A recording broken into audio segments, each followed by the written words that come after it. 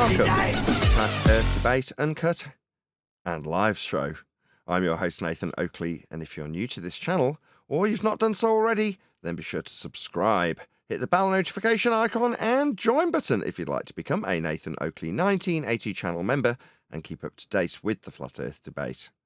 If you would like to support the channel, there is a super chat that runs alongside each of these shows while they are premiering, and there's also a Coffee, Patreon, crypto, and thanks button in the info box below the video. Speaking of Patreons, I'm going to do a quick shout out to all of you who do support me on Patreon.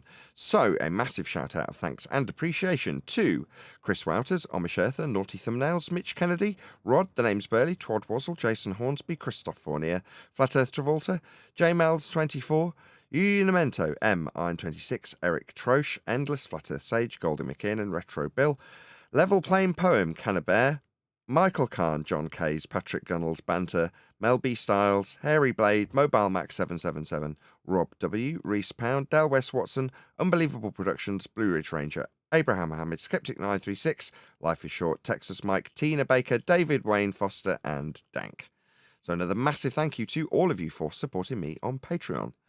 And now I will hand over to whoever is in Discord and Google so you can enjoy their dulcet tones while I set up for today's live show.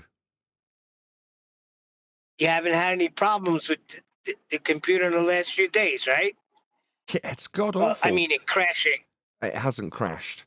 Did Right. it crash? Has it crashed? Couldn't tell you. One of the commenters in my comments was like, I am so sick of hearing about your computer. I'm like, yeah, me too. But no, it hasn't crashed. But that's because Craig has his fiddly hands in it and got it to work with one channel of RAM.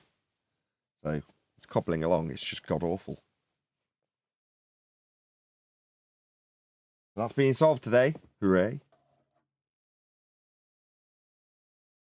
Yeah. By the way, Alwyn unsubscribed from you. Oh, yeah. Why? Yeah. The other day in chat, he was getting a hard time from a few people. I threw a couple of comments in there too. I don't understand why he's not realizing that it's a very simple thing. Just come back, and I think he feels that he's not needed no more because of the route that we're taking. And he doesn't want to get yelled at no more. Well, then you're in the wrong place because everybody gets yelled at. But he thought he could just hang around in chats and nobody would get on him. But he's got to realize the videos he put out and the things he said, people are going to get on him for that. Like, come on. I haven't got on him for that. I haven't even watched them. No, I'm talking about the people in chat, the people that are on your show that are loyal to you and heard that. That's gonna make them mad. Made me mad. Yeah, I agree.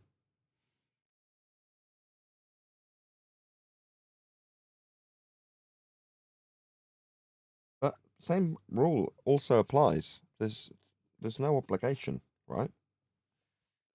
You have a look at the list of people who are in Master B, and you'll go, oh my god, I didn't know that person was in here. They all get the link daily, don't they?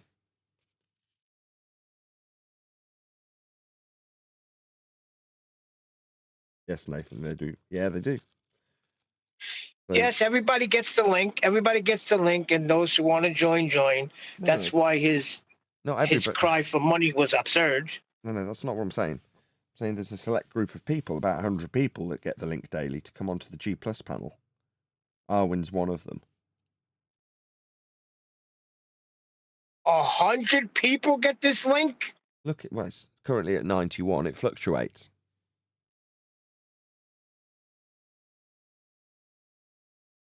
I didn't know that. Look in the list of people who are in Master B. That's who the link. It only goes out to that chat. That's the only chat, unless someone says specifically, "I've left Master B. Can I get it because I'm special?" You're like, why did you leave Master B? Oh, because this person. Blah blah blah. It's like, well, that person's potentially going to be on the panel then. I just did that recently. I did that the other day. What did you do? Are you talking about me? I don't know. I wasn't. But what was your example? No, I wasn't talking about you.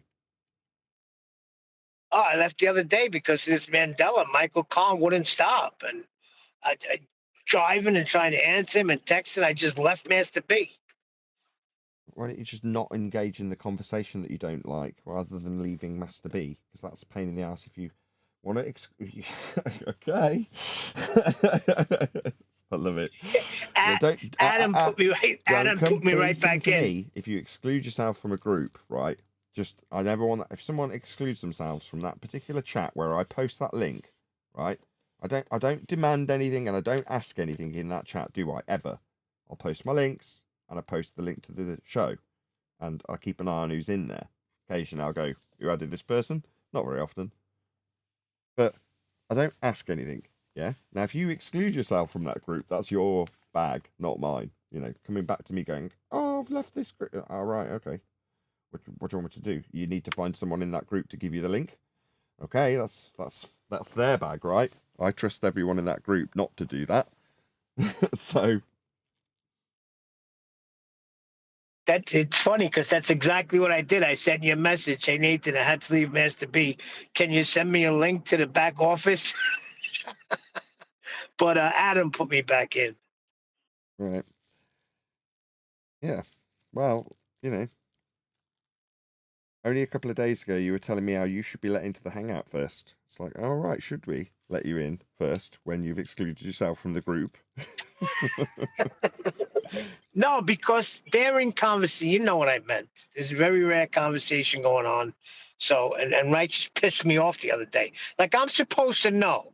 All I heard when I came in was something that sounded like they were talking about what you posted. I forgot what it was about. So that's what I came in on. He's telling me you can't just barge in. We were having a conversation. Well, I'm supposed to know that? It's kind of a public show. It's kind of what I'm doing here, but no, I guess not, Neil. There's better ways of doing it than how he did it. I didn't moan. You react however you want to react. There's a lot of different personalities in this group. I don't know why I'm so touchy. It shouldn't have bothered me, but it did.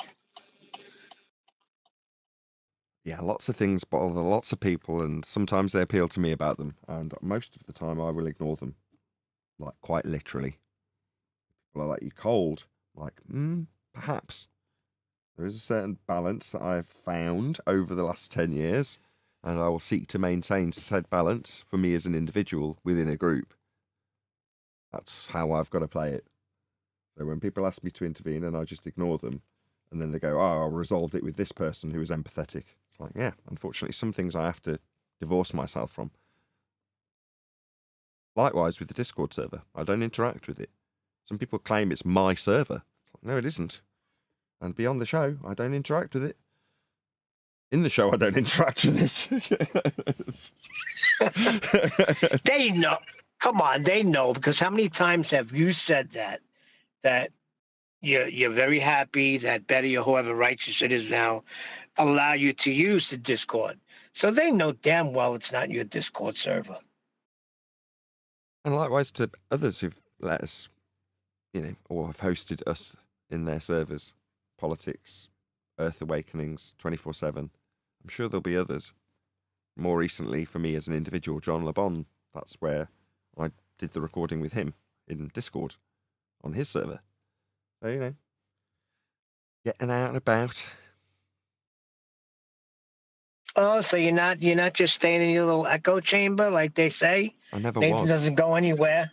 Always gone plenty of places at my leisure.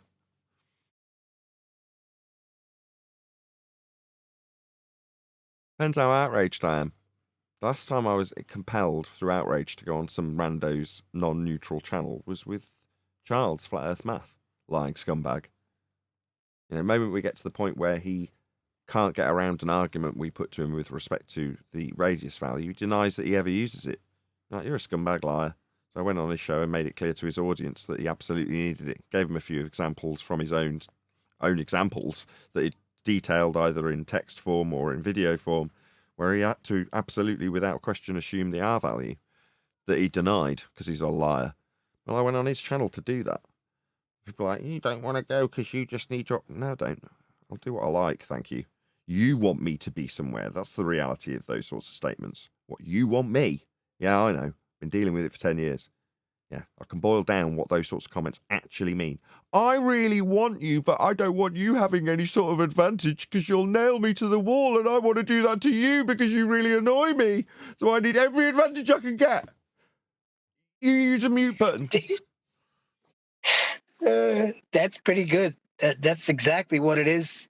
What was funny was that time when Whitsitt said it. He said, "That's why you don't leave your echo chamber." And you said, "I am. I'm here." He goes, "Yeah, that's why you're freaking out." And I just started laughing because you did not appear to be freaking out to me. You appeared level-headed and destroying whatever was coming at you. These people are projecting their own fear onto me most of the time. The more time goes by, the more I realise that. Now, in an argument, that's distressing if you don't know it's happening. When they put a claim upon you that they ask you to justify, and you don't realise that you don't need to. Furthermore, you don't identify that the reason they're asking is because they're concerned about it. When you point out to them, or I do, point out to them that it is their concern that compels them to ask me about something I should be explaining because they've got a concern about it. That's pure projection. And I pointed out to them, share your pain is that sentiment, isn't it? Absolutely.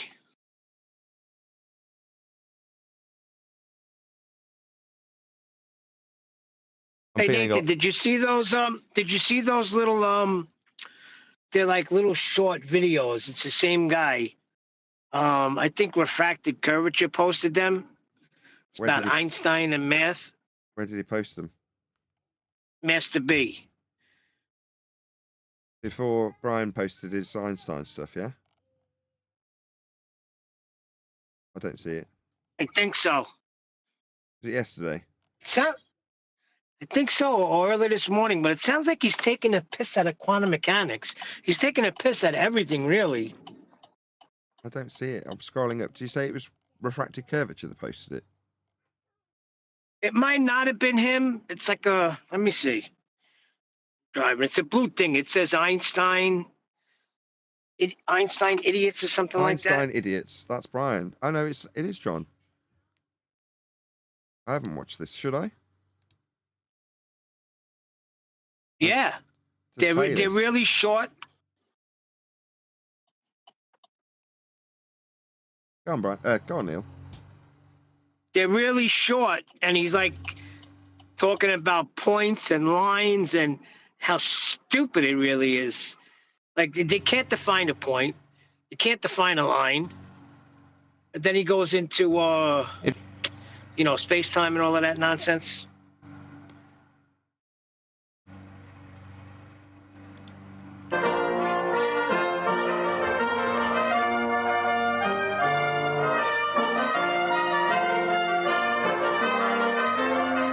It's about miking definitions. And another one says that Mathematics requires more precision than everyday speech. Mathematicians refer to this precision of language and logic as rigor. However, when you investigate further, you discover the exact opposite.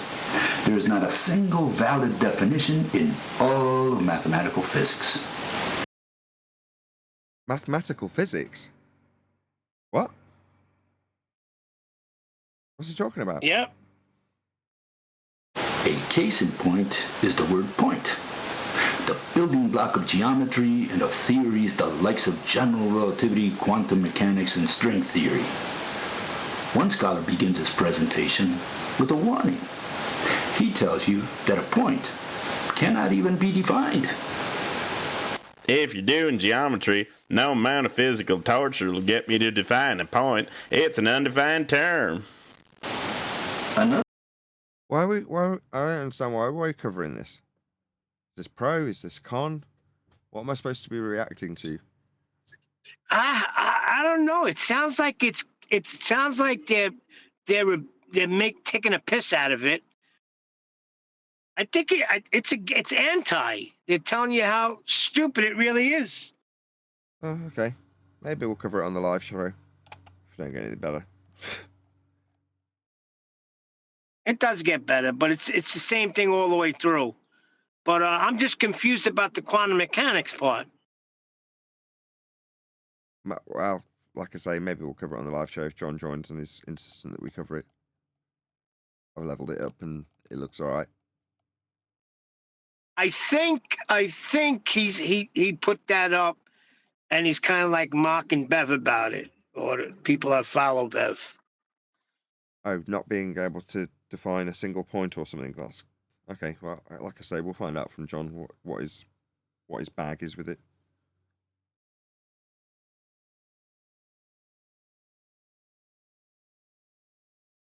Bought myself a new little fan. Little 9 centimeter by 1.4 centimeter. Teeny tiny little fan. I'm going to point it right at the new RAM. Now, how big is that roughly in inches? 3 inch? No. Yeah, maybe 3 inches.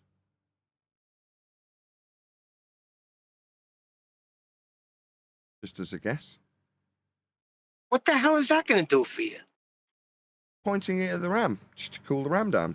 Make sure it doesn't overheat.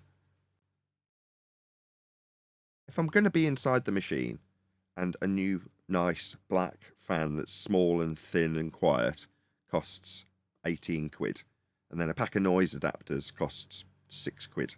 It's like the fact that I've got a tech guy that's willing to open up the machine and let me tinker inside with it while he does the main bits of actually making it into a computer, i.e. making it work, then I'll be happy that I've got, for the sake of £25, a fan that's always permanently pointing at the RAM.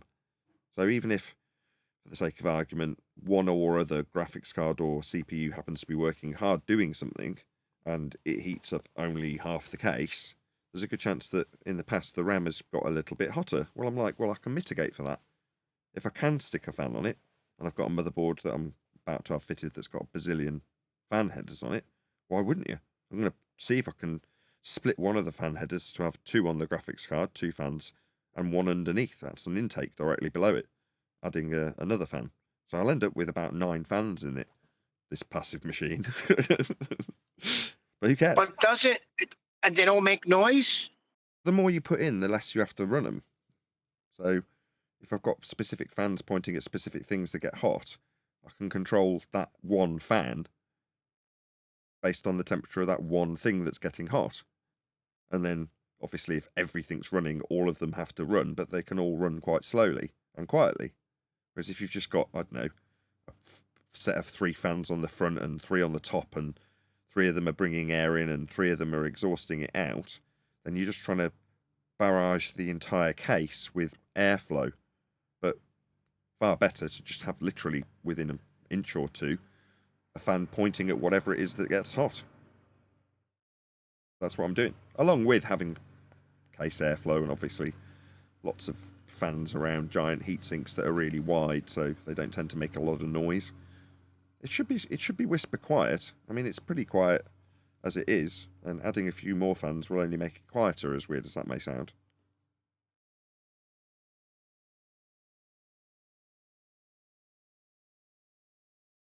So yeah, that's what I'll be doing after this live stream ends, which will end early. And start early. Not that anybody knows that, so it might just be you and me chatting for an hour and a half, Neil. Not that I mind that.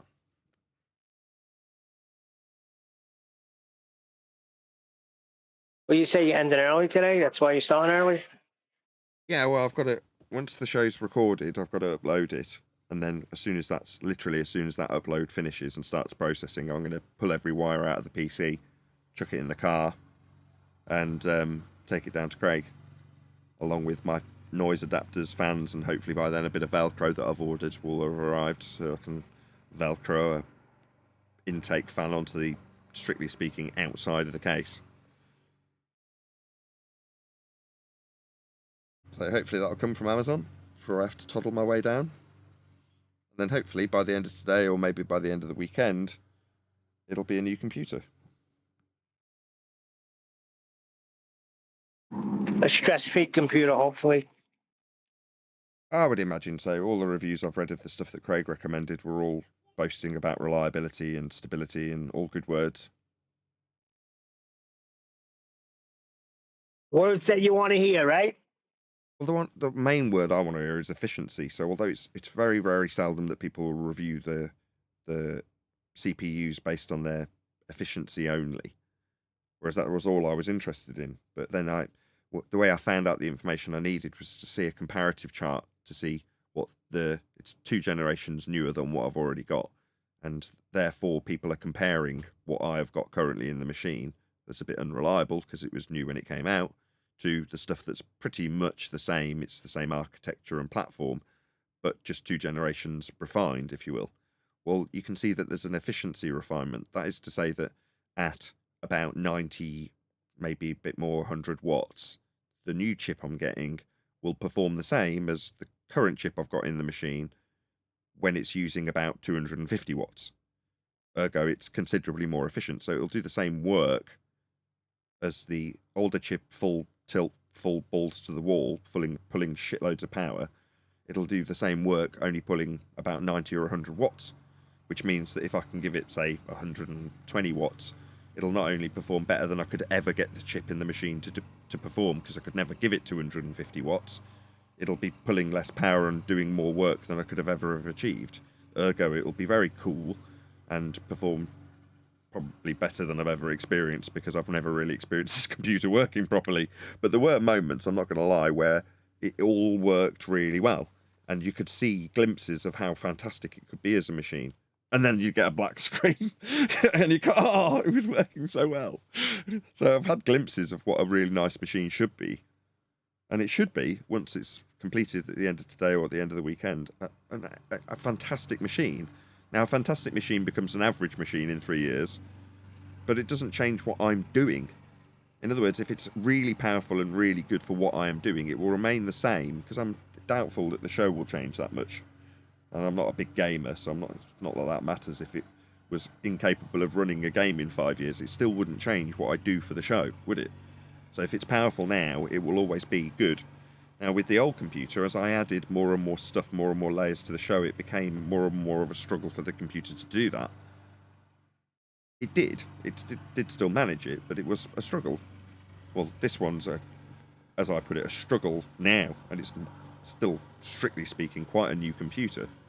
You know, there's not going to be that much change in what I change fundamentally about it as a computer. The computer itself, which is the motherboard and CPU, they're not that much different.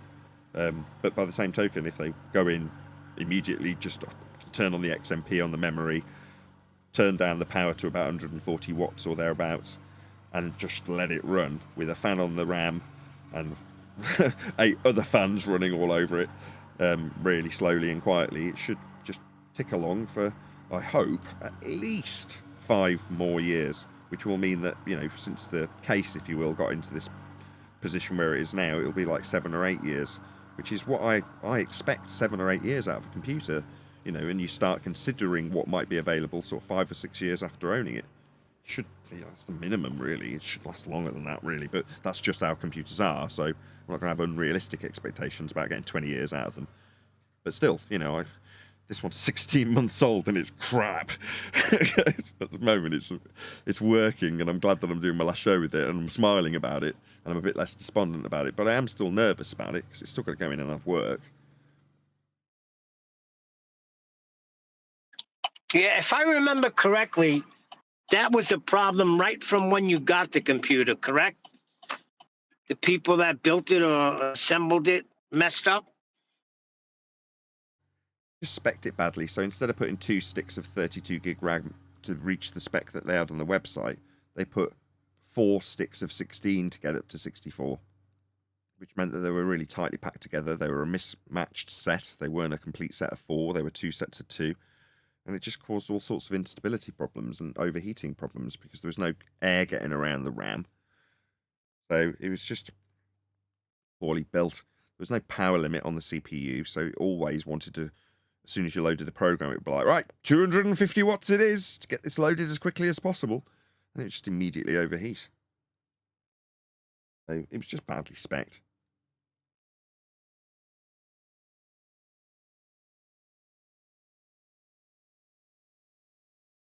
That's all been 99% or 100% eradicated if you ignore the case and the power supply, which is kind of, much as it is fundamental to it being a computer, by the same token, it isn't. You don't need the case at all for it to be a functional computer. The power supply is just a power supply. It's really dumb. So, the main component for a computer, full stop, is the motherboard and CPU. With just those two components, you can get, a monitor plugged in, and obviously if it's the right chip to have a monitor output, but, for the most part, you can just plug those bits into a power supply and that's your computer.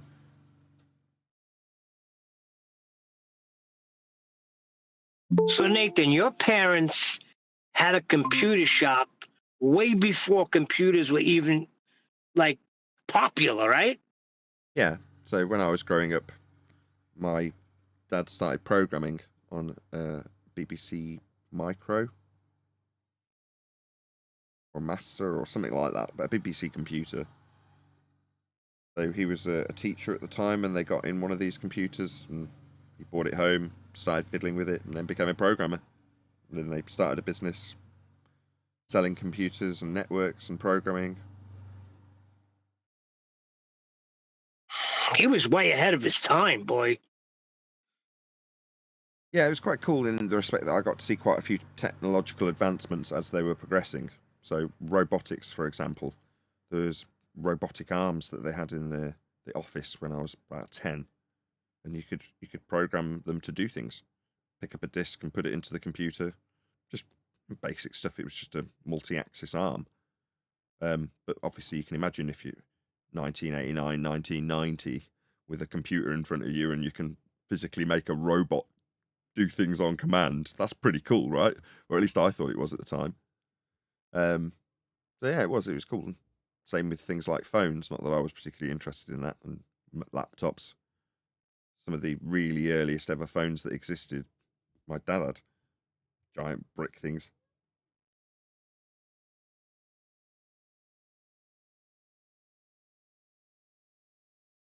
Do you ever think where you would be if you did take over the computer shop? Bored. No, I'm dead serious. There's not a moment goes by Yeah, that. but you'd probably be rich. I've been rich. Been a rep. Did you not hear my story about, I don't want to say test driving it, because that makes it sound like it's something it isn't. But that was kind of what I had in my mind when I was driving around in that Lamborghini and that Ferrari. One day I might buy one of these. Be nice to know what it is like before I even consider that. Is it worth even dreaming about, if you know what I mean? Because there's a potential that I could dedicate my efforts to getting a Lamborghini if I so desired at that particular point in my life. After driving one, the answer's no, it's definitely not worth dedicating your life and dreams to buying one. But it was a good fun experience. But like I say, that was the mindset I had at the time, because I was reasonably well off. Compared to your average Joe, I was walking around in a very snappy suit that was always laundered.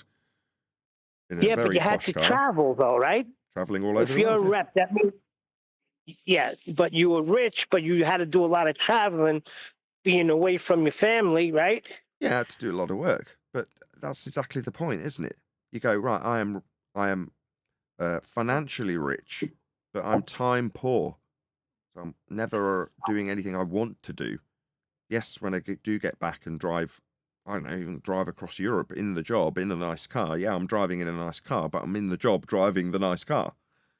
So it's not like, well, yes, there is obviously a certain amount of time that you're spending in that car because it's yours, company car, that you're enjoying it as an individual that's not working. But is the trade-off there when most of the hours that are existing you're working? Then the answer's, in my opinion, at that time, no. So, at some point you go, what do I want to do? Do I want to pursue that more and try and go up the ladder and earn more money, be a go-getter and be that person that's striving for a Lamborghini? And I went, no, I want a family. I want a nice, enjoyable, fun life. And obviously lots of discussions with my wife about how that would be achieved and what we would want out of life and what decisions would have to be made to achieve it. And then we just did it. You go, well, now I can turn around to people. I was listening to Flatsoid yesterday and he was talking about his comments, and now he's had to put a barrier between him and the comments because he simply hasn't got time to field them all and then they'll sit out in the comment section without him having addressed them or looked at them, and it puts off some of his viewers. Now, for me, I was like, well, obviously I do this full time. One of the first things I do when I get up is check my comments, see if while I've been asleep, some nasty troll's not come along and replied to themselves 16 times. You know what I mean? So I'll go in and I'll check the comments. And then throughout the day, every so often, I'll just give it a quick glance. And, you get into a routine of it, but you can only really get into that routine if you're not having that routine broken up by like work, like working for the man. So I'm very privileged in that regard. And checking comments in a YouTube channel, you might say that to somebody and they go, oh, that's not work. You go, no, you're right, it isn't. What do? Laugh at trolls because I can debunk their stupid claim that they've put forth, as long as I catch it in time. Not that I'm saying comments slip me by, but I'm just saying sometimes they do sit out overnight while they get a load of waffle from some real people. But my point is that to some is not work. Like, yeah, obviously to others you'd qualify it as work because that's what it actually is. But in your field, it is work. Yeah, of course. That's part of what you're doing. Of course. But what I'm saying is that there's many aspects of what I do. Now, this is obviously just a chit-chat between friends, right? Yeah, setting up a live stream, getting the recording going, making sure I'm lit when I give my introduction, etc., etc. That's work. But how many people out there, lots I assure you, want to sit and have a little chit-chat about the discussion of choice at that very moment, be it computing or my history and my parents' history in computing versus the subject that we'll actually cover when we go live? Most people would give their left arm to do that.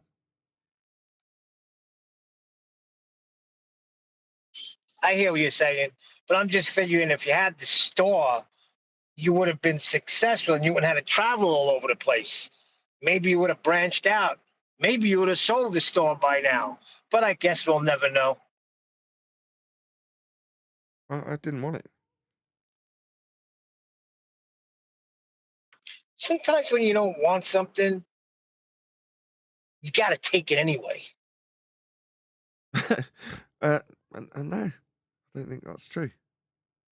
I had that conversation with my wife, too, when she decided to homeschool. And I said, you do know what you're talking about here, right? Because the system is built on husband and wife working, right? Because that's what you need today if you want to get a house and you want these things. No, that's not what this system was built on.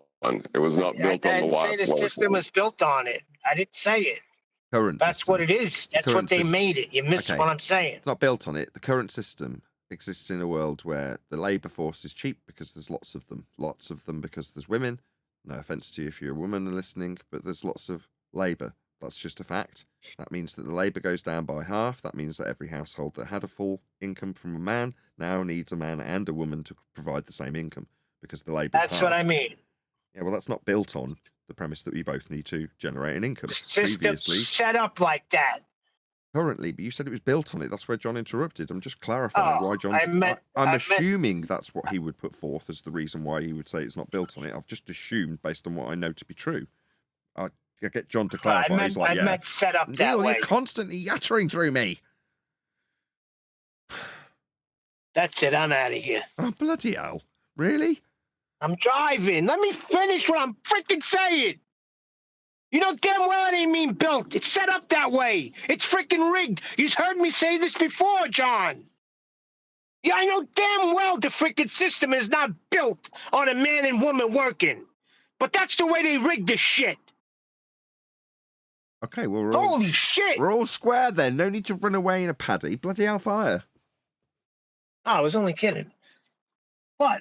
No, you weren't. What I'm trying to say is now that she's homeschooled the kids, and it's what, maybe 18 years later? Now I got to hear the things about this and that and not having a home. And, some things they agree with at that time, but then down the road, when they see their sister and their cousin and their other cousin having homes and this and that and the other thing, and I got to re-explain what we chose to do 17 years ago, it gets a little frustrating. Yeah, I get that too. But what you have to do, Neil, is also moan about it. And when your wife moans about it, don't think for 1 second that she's expecting you to actually do something about that. Just hear me out. What she wants is to moan about the situation. I learnt this a couple of years ago. So, for example, we're in the same boat, we're home educating, we're very poor as a result. Now, the conversation that you're talking about for us was, well, you appreciate that there's a good chance not going to be able to afford to buy a house. We're going to be stuck in an apartment then. You appreciate that there's a good chance that we'll be struggling to maintain the car. Things like that. Yes, yes, yes. We all appreciate this. Yes, yes. There's a good chance we won't go on very many holidays, if any at all. You appreciate that. Yes, we both appreciate this. My wife and I have discussed it at length. We know the sacrifices that part-time work plus home education results in very low income. Yeah? Actually, I'll tell you something about that. That was interesting yesterday during the show. Anyway, I'll get to that. I'll come back to that. Anyway, later down the line, so we're now 7 years into that, right? Along the way, she's moaned. Oh, well, we can't afford to go on a holiday and we can't afford to do this. And, I really want a house. That's the biggest gripe my wife has. She wants a house. She wants a garden. She wants a dog. She wants a house. We can't do that. It's just the bottom line. We cannot do it. Yeah. I mean, if I suddenly hit 1 million subscribers, very, very unlikely. For the time being, it's just going to be growth, probably at the rate of inflation, with YouTube hacking me off at the knees. My point is, good times come with the bad, and you're not going to get a house. She understands that. I understand that. But when she moans about it, maybe she's not listening. She just wants me to listen to her moan. She's not saying, go and buy me a house. Or, why haven't you earned enough money to buy me a house already? She's saying, I'm really annoyed that I haven't got a house. The way to, if you want to respond, is, me too. I'm really annoyed that I haven't got a house too. In other words, bounce off each other and empathy for your moans that you pour. That's what I do, and that's what my wife does. Whereas previously, before suddenly the penny dropped what was going on, I'd get annoyed. Like, oh, well, you saying I'm not pulling my weight? I'd get up at 5 a.m. and start editing. That would be the attitude, right? That's not they're not looking for you to resolve the issue. It's not this is an issue that needs resolving conversation. It's I need you to just listen to me moaning about this conversation. Do you know what I mean? You've had the conversation. She knows she's not stupid, right? She's not got amnesia. Yeah, I think I understand what you're saying. Just let him moan. That's exactly what my wife told me. My wife told me the exact same thing because I used to try to offer up solutions, get annoyed. And she was like, I don't need you to fix it. I just need you to listen. I asked that question. Is this a solution-based conversation we're having? No. All right. It's awful. I also feel that way. It is terrible. Yes, it is, isn't it? Yes. And then you have a good day. Whereas if you go, well, okay, am I supposed to be solving something? But do you get this? Do you get this? I can't believe it. I'm in my 40s and this is what my life is. That's devastating to me. Yeah, I do that sometimes, Neil. Everybody does that. Yeah, but I don't. Okay, this is what your life is. Yes, we have 3 wonderful children. I have 2 daughters. I have grandchildren. This is what life is for most people. There's only a very small percentage that have it all. Am I right? Yeah, but she doesn't care about what everyone else has. Only what she doesn't in that particular moment when she's like, oh man, I didn't think I'd get to 40 and I'd be like not having X, Y, and Z. When in my mind, I definitely had X, Y, and Z at this point in my life. I feel awful. And you go, that is awful. Whereas if you go, well, what are the 3 things that you were trying to achieve? Let's help you get to them. She'll be like, I don't want you to try and get me doing things. She'll be even more annoyed with you. I absolutely assure you. I don't know. But perhaps I feel guilty because there was a portion of years when after surgery I got addicted to painkillers, and that was a good stretch where everything was a disaster. If you understand what I'm saying, there was no salaries coming in, so I put that on me. That good 10 years wasted. Even though I was working in between, my mind wasn't right. So now that puts you 10 years behind. So now, and it doesn't get any easier as you get older, if you know what I'm saying, especially in my line of work, construction. Yeah. They're not looking to hire a 60-year-old. Well, that's the thing I was going to drop in. So while we were doing the show yesterday, right? So my tally into that was to say, yeah, I've had various different points in my life when I've been unemployed, and it's really hard. You've got to scrape by, but you do, or at least I did. You've done your DoorDash. I did eBaying. So I'd go out and gather up crap from Freegal, which is a site where people just give stuff away, and I'd break the rules blatantly because you're not supposed to immediately sell it, but I'd tart it up, clean it, do whatever needed to be done to make it a saleable item, and then I'd sell it to pay the mortgage. You've got to do something. And after a period, I got into a routine where I was listing about 100 items, or keeping 100 items listed constantly, and they're all £1 or £2 items, but I could keep churn going and keep my just about life on a knife edge. But you could just about do it. You do what you do to get by, right? Well, at that particular time, I don't look back and go, oh man, I really wasted my life by being a bit of a bum and not having a job and having to scrape by selling crap on eBay. You're like, that's how life is sometimes. What you then look back on, or I look back on, is go, what was my wife doing? Well, she was working at the time and keeping our probably not particularly happy marriage together by being very, very supportive. Same for me when she's been in similar positions for whatever reason at work. She's had crap times of it in most longest term employ, although she might have now stretched over that in her new job. But anyway, she's had crap times of it, and I've tried to do the same for her, which is you be there for them, and you don't moan about how badly off you are to each other with respect to getting them to do something. You just moan about how poor you are because it's crap sometimes. And, maybe back then when I was the one doing the moaning and my wife was just listening and being supportive and giving me encouragement, I could have, if I was female, perhaps got extremely irritated with the fact that I was seeking to be supported in any way, shape or form when you just want a shoulder to cry on or a shoulder to moan at. You know what I mean?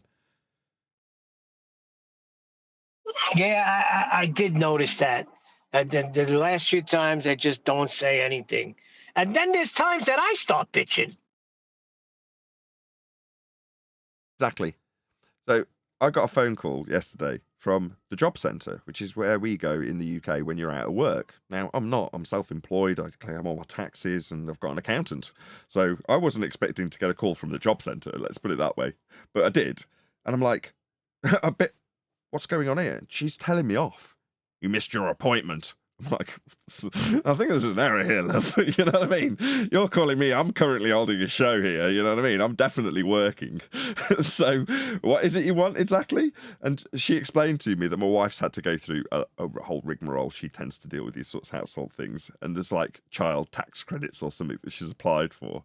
But they just wanted to ask me a few questions about my self-employment status. And presumably she wants to see a load of documents, which is fine. But when you just get a phone call out of the blue, because my wife, although I lied to her, I was like, oh, my wife did definitely tell me about this appointment. Oh, certainly. It's my fault completely. I've just forgotten. I'm just so useless. No, she hadn't. But I'm just suddenly getting a call from the job centre. I'm like, what the hell? So that was quite an amusing phone call. I mean, like I say, it turned out to be something fairly benign. My wife's, like every household in the UK, has to fill out stupid forms for the government.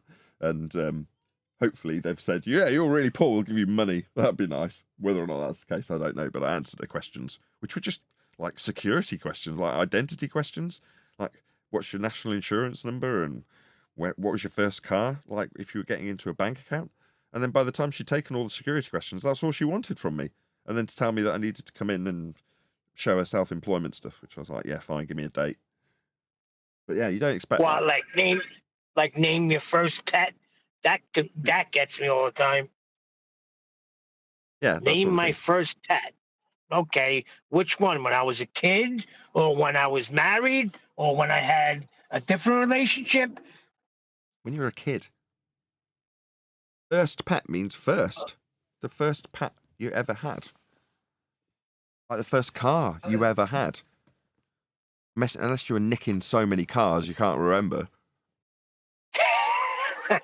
Hold on. The reason you're asked that is because you chose that as a security question on another app.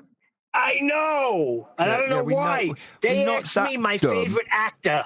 Way to talk down to us like we're completely stupid.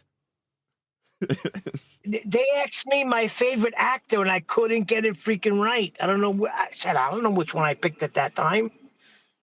I changed my mind about it's best to go first things, but even then you seem to have a bit of problem with that, Neil.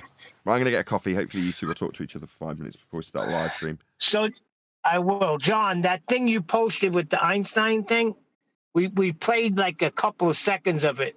What's the purpose of it? Was that a shot at Bev? Well, anybody that thinks geometry is truth, kind of, you know what I mean? Like when you look at the horizon, all you can say is it's a line that, bisects your vision and separates the sky from the earth. Right. But it's not a circle, it's a line. You know what I mean? Yeah, but it sounds like in the later ones, because I listened to most of them. I think I got up to 11 or 12 of them. And it sounds like he's taking a piss out of quantum mechanics as well.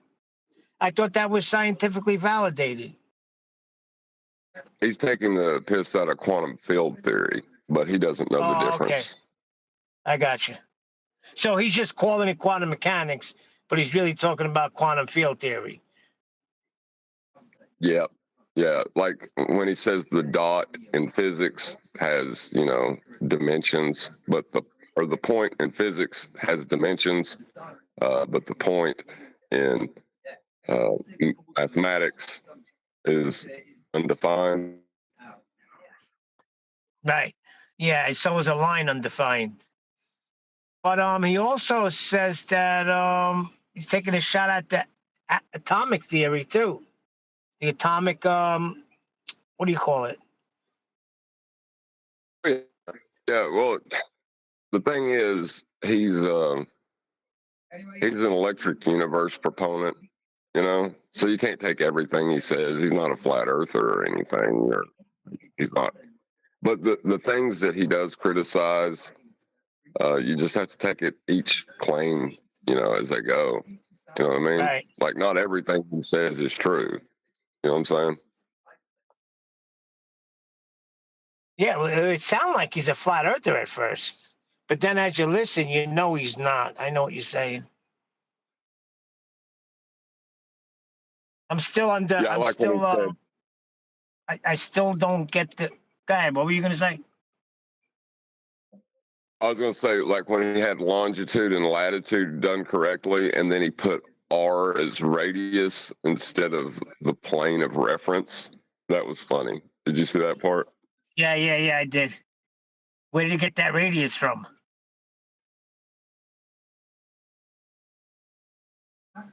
Yeah, that was pretty good. I was like, that isn't what the, hold on a minute. You think you're on the inside of the sphere? No. So it's on the outside, buddy. Nobody's on the inside of the sphere. Everybody's on its surface. What I wanted to ask you was this thing with vertical and horizontal and how you could label vertical as flat as well. I think I understand what they mean. But it's still not flat. Flat means flat, like laying flat, like down flat, get flat. When gunshots are flying, they say get flat. Nobody stands upright and says I'm flat. Otherwise, you're going to get shot. Well, see, the thing is, every time they try to give an example, they have to recontextualize it with another word, right? Lay flat against the wall, right? So you're changing your plane of reference to the wall and your orientation with respect to that wall. But now when you just say flat without any other, any other descriptors, it means what it means. It means horizontal and vertical. You change the meaning of words by the use of the other words in the sentence. And that's like nobody's listening to me.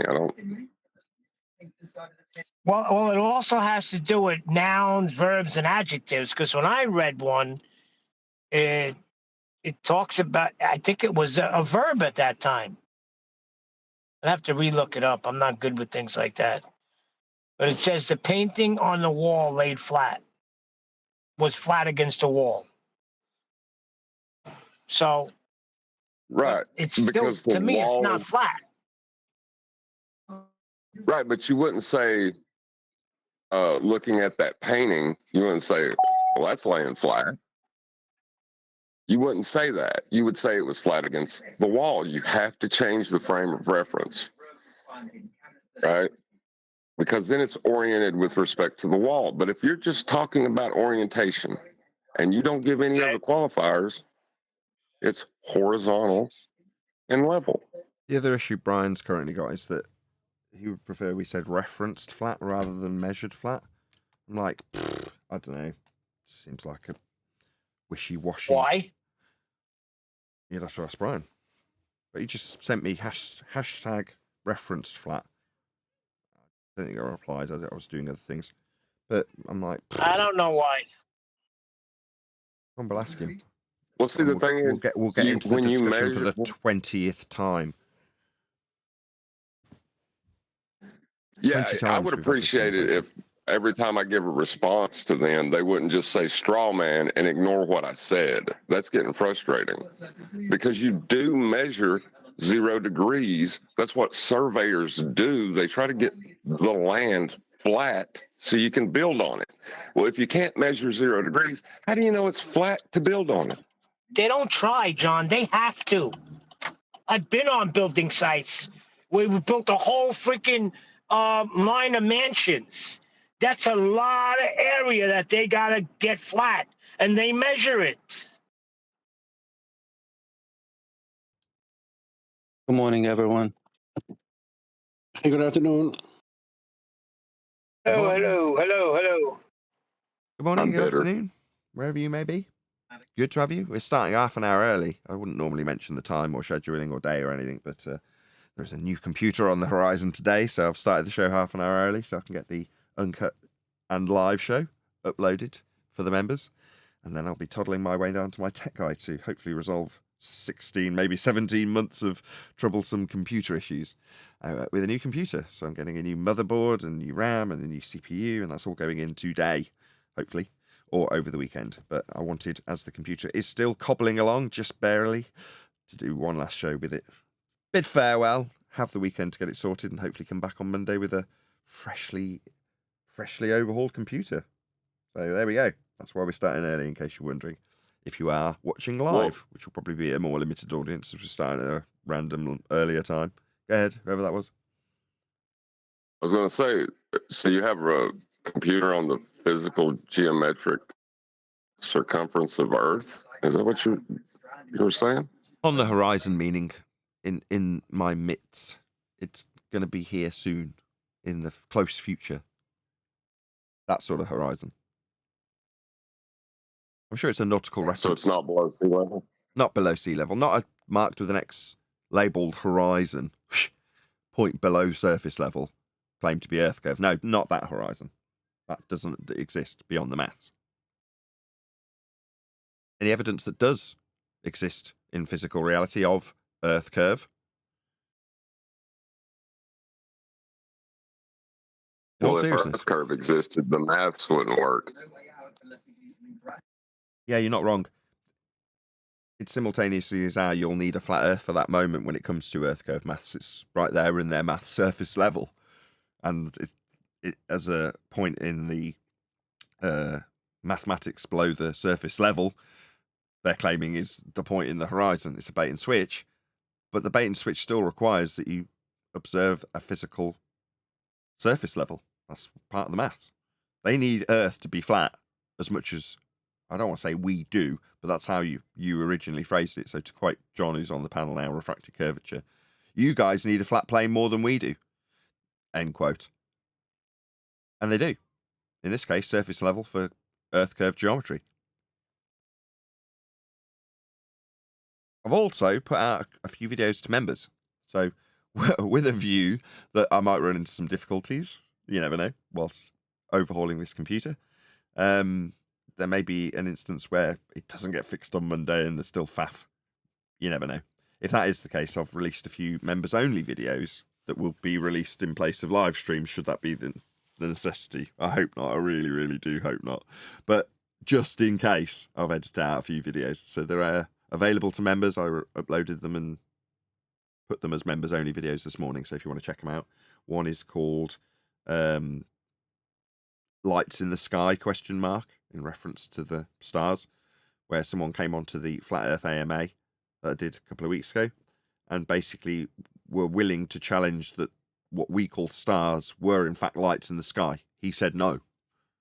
Now that lasted about 2 or 3 minutes before the moderator just got sick of him repeating the same thing over and over again, which is, I will not accept them being described as lights in the sky. So that was one of them.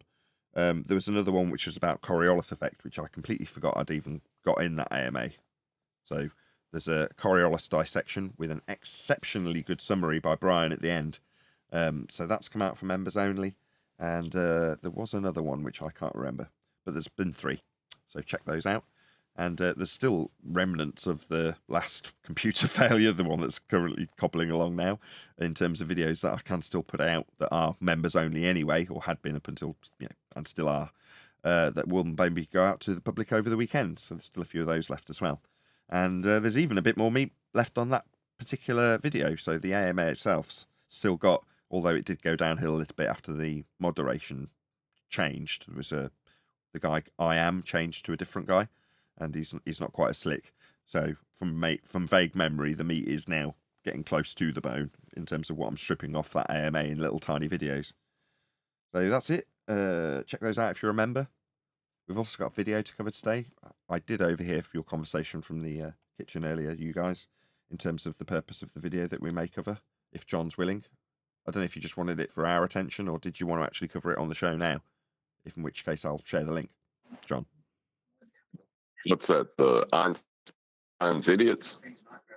Einstein's Idiots, but it's got what's the point as the first one. Is that was there a particular video that you wanted to cover, or was that one as good as any, or was it just something you were hoping we would look at and then not necessarily cover on the show?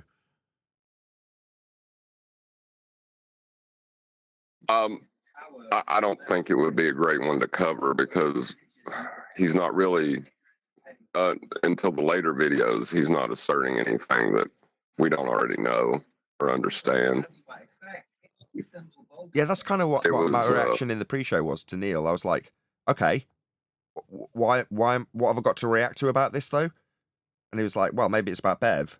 And I'm like, okay, but I don't know if I want to cover this. So I'm glad you've said no. It isn't necessarily for. That means we don't actually have a video to cover though. So I hope this conversation picks up because we haven't got anything to cover. Yeah, John explained it to me when you went to get coffee. So let's hear it broken down by you then, Neil. You have to cover that. Go on, you break it down. I will, as we've now talked about it, share the link to this particular video because I did actually discuss it in the pre-show. So if somebody, oops, I don't want to add it to a playlist. What am I doing? Where's the share button? There we go. I'll stick it in the live stream chat. So if you did want to go and check out the video, you can. I wouldn't necessarily encourage at Nathan Oakley 1980 sent me or anything, although I did. So why not? Yeah, at Nathan Oakley 1980 sent me. We covered it for about 3 minutes. Probably less than that. No, 1 minute 17.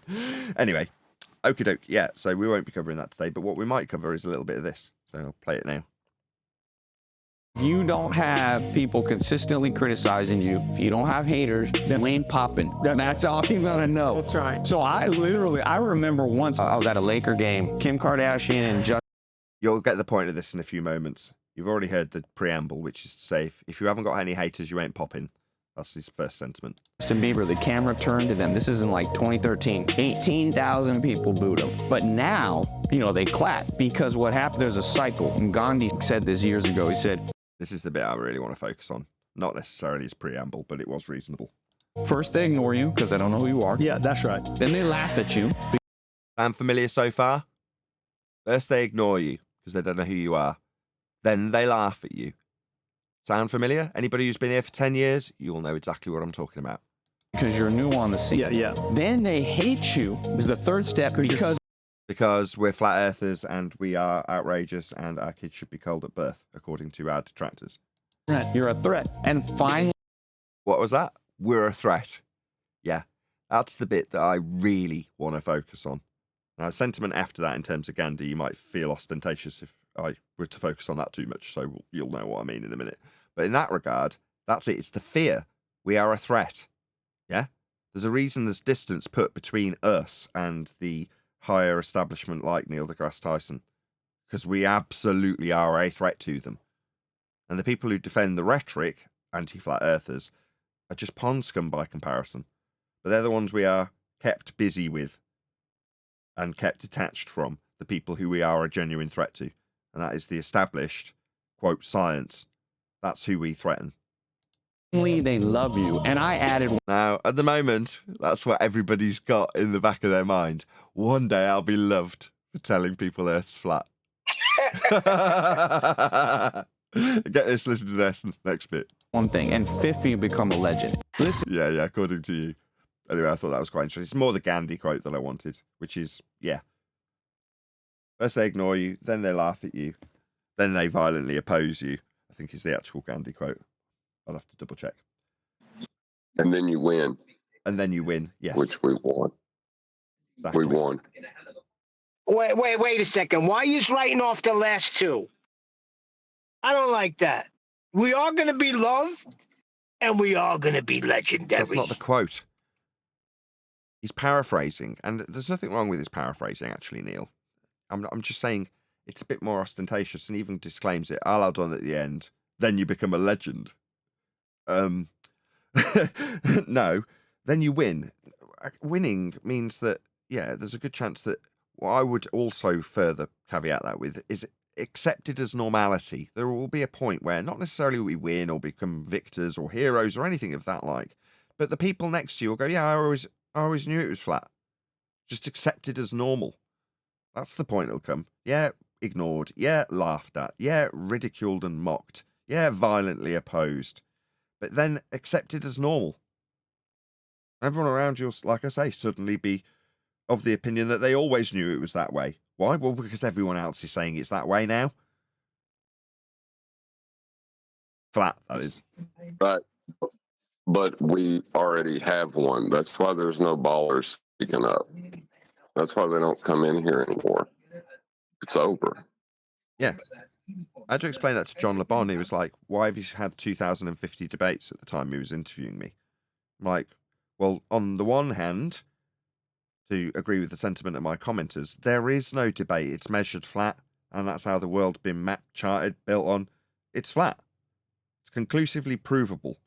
So there's no debate. But on the other hand, the majority, let's say the perception of 99% of the Western world, believe they're on a spinning water ball flying through a sky vacuum. So there's absolutely a debate.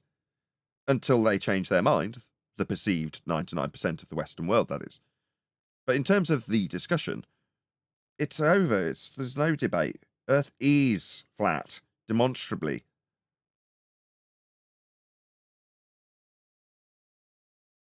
To everyone in the chat. Nice that you could all be here. There's only 40-odd people watching because we've started half an hour early. But we'll talk a little bit to the chat. Say hello to you all. Hi, Richard G. P. Butler. Nice to have you. Ooch. Steamy Traveller was a glober the whole time. Poor wizard. Go ahead, whoever that was. I was going to say, but if everybody doesn't know you won, does it matter that you won? In their minds. Well, I try and make that introspective, otherwise you go nuts. And I'm talking to you, Neil.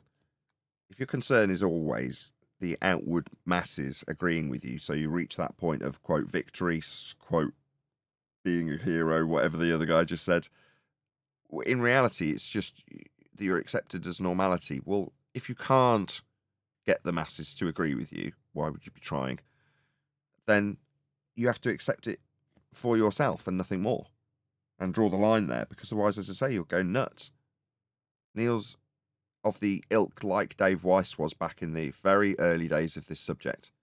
You know, we're going to go from 0 to 100 overnight. Well, that hasn't happened. There's been plenty of overnights. We haven't gone from 0 to 100. Oh, that's a misrepresentation of me. I was talking about Dave. Not. Dave. You were always asking, when is everyone going to find out, in so many words. Oh, yeah, correct. I'm sorry. I was, yeah. Yeah, well, that's just juxtaposed with Dave saying we're going to go from 0 to 100 overnight. You know, that's obviously a lot more optimistic. Yours is a lot more pessimistic. But the same principle applies, which is to say, if you're introspective about it, which is, how do I feel about this? Then you won't concern yourself with it until it's required of you to do so. Now, in that instance, if you are at peace with that fact that Earth is flat, you'll do a lot better anyway. If you're concerned about the masses and how you're going to best communicate it to them, there's a good chance that you are, first and foremost, not at one with it. Now, I know you don't like it when I put it that way, but I still see it that way, Neil, whether you like that or not.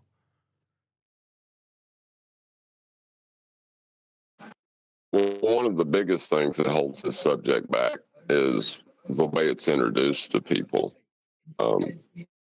If you control the information, it's been very well done. They have hit it amongst outrageous claims.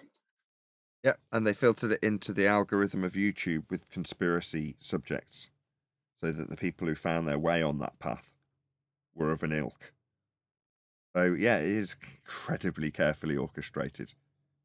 However, I don't think there's any amount of massive lie that can sustain itself indefinitely. Now, for me, I think this is pretty impressive so far. If you call it 200 or 300 years of successful heliocentrism, that's pretty impressive. But there's only so much that people will tolerate. The lie can only go so far. There will be a straw that breaks the camel's back. It is a deception as a subject matter, not as an individual representation from someone you could claim to be lying beyond astronauts. And the deception can't last forever. There's only so much heliocentric smear you can spread over the cracked pavement that is globe Earth. If you're one of its proponents, you can only fill in the cracks so much before the cracks become obvious or just aren't capable of being filled in anymore. And I think we're going through the rinse each time the subject, you said it was every 10 year, I don't know if that's the case, but every time the mill turns for flat Earth, the end powder that comes out at the end of the process is refined enough to keep the masses under the spell. Not everyone, but the masses. And that's enough. As long as you've dealt with any new issues that have been addressed by the people who know it isn't a globe, as long as you've smeared a layer of heliocentric nonsense over the top of that, then job's a good one. It's worth releasing Flat Earth to get that sort of cog turning in the process each 10 years, if it is speculative that amount of time that they surreptitiously release it into the public. For us, it's been YouTube. Next wave could be coming from TikTok for all we know. 10 years down the line as we are. I heard you say that astronauts were liars, and I agree with that. But can I give some empathy towards them? Because to understand their situation, they don't know what the truth is. They don't know what Earth is. They're unknowing members of a religion where they have participated in something that is deceptive and knowingly acted in a way that they know is deceptive. And like Buzz Aldrin, how many years has this weighed upon him? People patting him on the back and telling him good job, and him knowing every time they do that. It has to be hard. Hold on, John. Then what excuse does the guy have standing at the pulpit at Times Square Church spewing that nonsense? One of the last men to orbit the Earth came to Times Square Church and pushed that nonsense out there. You'd have to ask him. Yeah, and he's getting older. Yeah, he's getting older. And I bet you he doesn't sleep well because it's coming, and he knows it is. And there's a fear there that's building within him. It's got to be terrifying. I have offered the same empathy and even offered them excuses and plausible deniability. So my version of that is to give you the example of the guy who stacked the lemon on top of the lem. Was it Gus something or other? And he ended up dying. The guy entered into a high oxygen-rich environment and it set on fire and killed him. Well, obviously the conspiracy theorists that are going to run with that particular mainstream narrative are going to blame NASA for their lax safety protocols when trying to get to space. But you can tell just between the lines that the guy was obviously passionate about a safety concern and obviously wanted that to be heard by the press. And no matter which way you dice it, from my perspective, just from the surface level, if I don't assume any deception in that particular narrative, I would say that that particular individual, now claimed not to be with us, was seen to be concerned about his safety when going to an area that was extremely dangerous, and he was very passionate about it. Now that tends to suggest that for that man, he wanted to go to the moon in the most safest possible way, and that was his drive and ambition, and he was going to make his concerns heard because they were worthy of concern. Now that doesn't strike me as a person that knows he's got to put on a show and an act and pretend that it's of great concern with this wink wink item going to the moon, wink wink. I don't think that's what someone like that would do. It just doesn't seem reasonable to me. Therefore, I can only deduce that they have been deceived also, and then left in a position where they have had to maintain a lie that's very traumatic for them to do, as John is postulating, for a significant period of time, and it will take its toll. Now, we know it's a lie, and they know it's a lie, and that would be hard to deal with. But do I care? I don't even know Buzz Aldrin. I've never met him. The guy's a liar. He's never been to space, and he maintains that lie to this day. If he's got trauma over that, just come clean. The truth will set you free. He has loyalties as well, though. He has loyalties to the friend that went with him that would weigh on him. He has loyalties to his country. He would feel like he was betraying. The stigma that would follow his family if he came forward. There are a lot of things that would hold you back. Isn't this wonderful? Oh, fantastic. So I can now juxtapose that with what I don't know if we were live when I said this, but I would say that you need to find peace with the fact that Earth is flat. Not concern yourself with the outside masses and perception of your family, perhaps even, but you need to find internal peace with that. Now, what you are suggesting is Buzz can't find internal peace with this, correct? Absolutely not. It's any way he goes, he's damned. So, there is only one solution. I stated it already. The truth will set you free.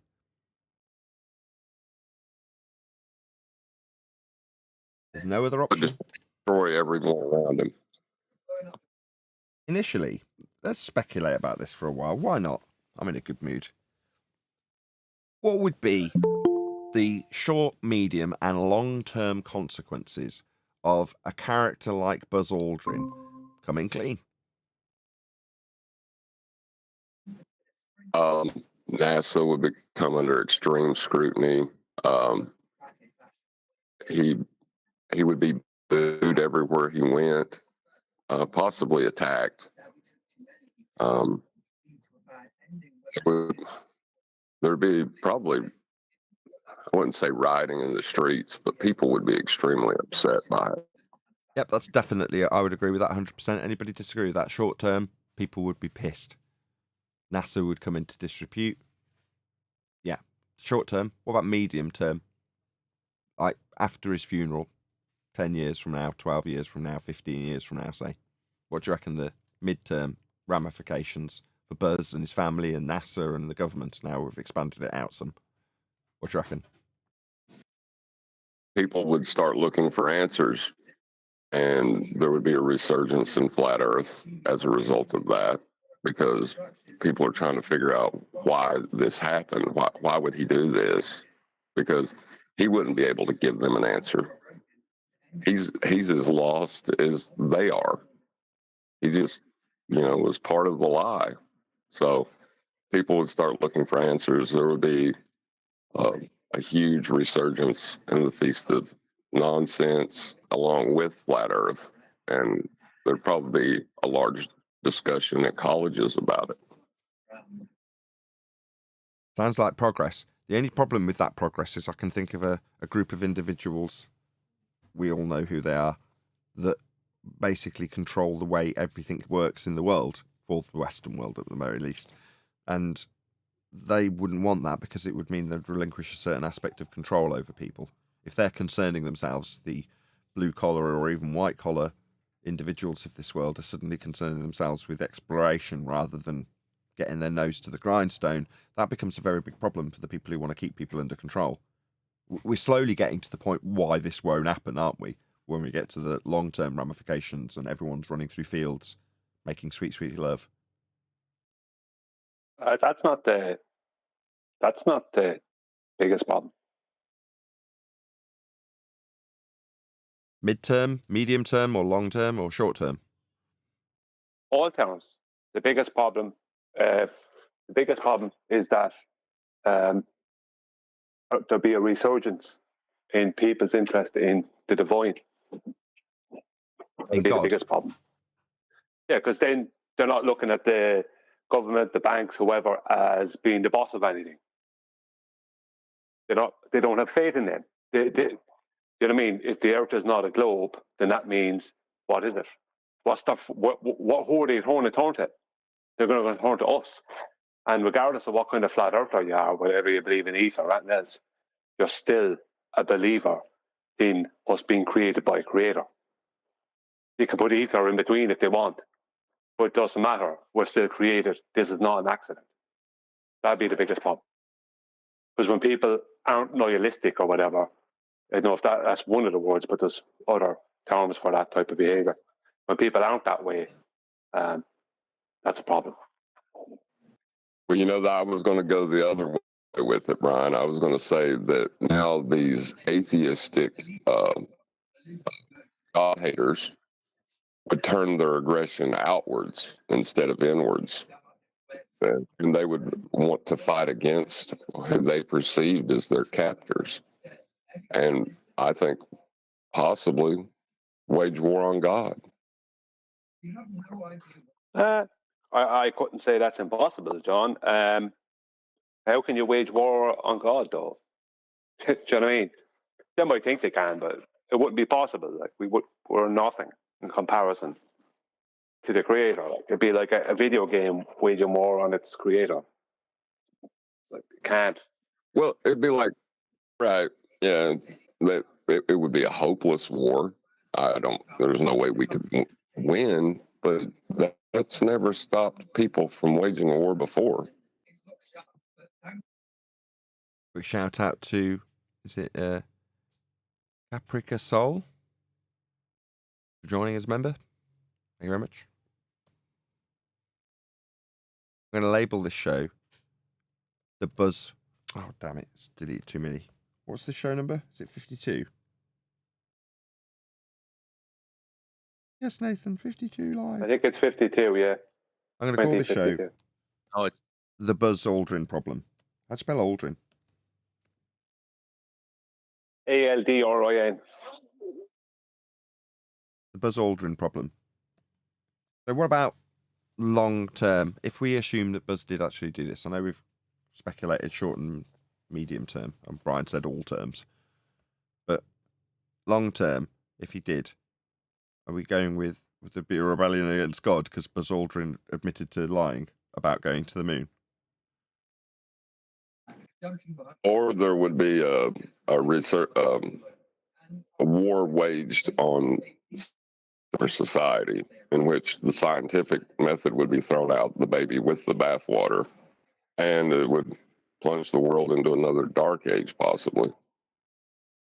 I don't think it would go into a dark age. I think people are too used to having what they have in their lives at present. But I would say the opposite. I would say people would be looking for what actually is science, because people would be expecting that scientists lie to them when this is not a science issue. If you know what I mean, some parts of it are, but on the whole, what the world is not a science issue. That's the Jeranism reaction. Yeah. Yes. And Jeranism is a fair representation of how most people, I think, would react without the information that we have and the understanding that QE has helped us remember. We are all taught it, but without that weapon against it, it could easily turn into throwing the baby out with the bathwater. Gotcha. So what you're saying is Buzz becomes the archetype of science, and his denial of something he's lied about up until the point that he confesses represents science misleading people in the same way Jerem calls scientism. That's actually pseudoscience, if you correctly ascribe what he's critiquing. How pseudoscience has lied to them. But they would say science because they wouldn't understand that it's actually never been science. It was always also a lie. And even if they did, it would probably send them down the spiraling descent of the rabbit hole that would cause madness. Maybe. Anybody else got any speculations about the long-term consequences of someone like Buzz Aldrin confessing to lying about going to space, lying about going to the moon, maintaining that lie for years to come?